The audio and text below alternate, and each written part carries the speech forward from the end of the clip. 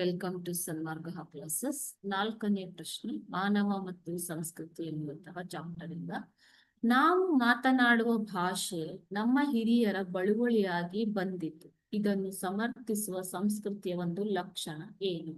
ಈಗ ನಾವು ಮಾತನಾಡ್ತಾ ಇದೀವಿ ಭಾಷೆ, ಕೆಲವೊಬ್ರು ಕನ್ನಡ ಮಾತಾಡ್ತಾರೆ, ಕೆಲವೊಬ್ರು ಕೊಂಕಣಿ ಮಾತಾಡ್ತಾರೆ, ತುಳು ಮಾತಾಡ್ತಾರೆ, ಹಿಂದಿ ಮಾತಾಡ್ತಾರೆ ಅಲ್ವಾ. ಸೊ ನಾವು ಮಾತನಾಡುವ ಭಾಷೆ ನಮ್ಮ ಹಿರಿಯರಿಂದ ಬಂದಿರುವಂತದ್ದು.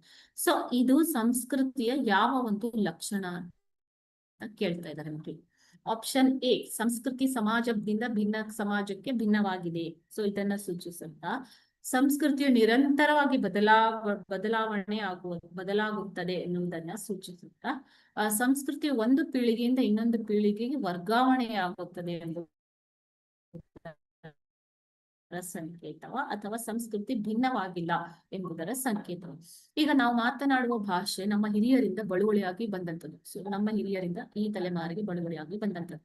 ಸೊ ಇದನ್ನು ನಾವು ಹೇಗೆ ಹೇಳ್ಬೋದು? ಸಂಸ್ಕೃತಿ ಒಂದು ಪೀಳಿಗೆಯಿಂದ ಇನ್ನೊಂದು ಪೀಳಿಗೆಗೆ ವರ್ಗಾವಣೆ ಆಗುತ್ತಿದೆ ಅನ್ನುವುದನ್ನ ಹೇಳ್ಬೋದು ಇದರಲ್ಲಿ ಅಲ್ವಾ.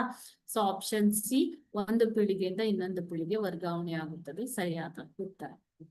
Thank you.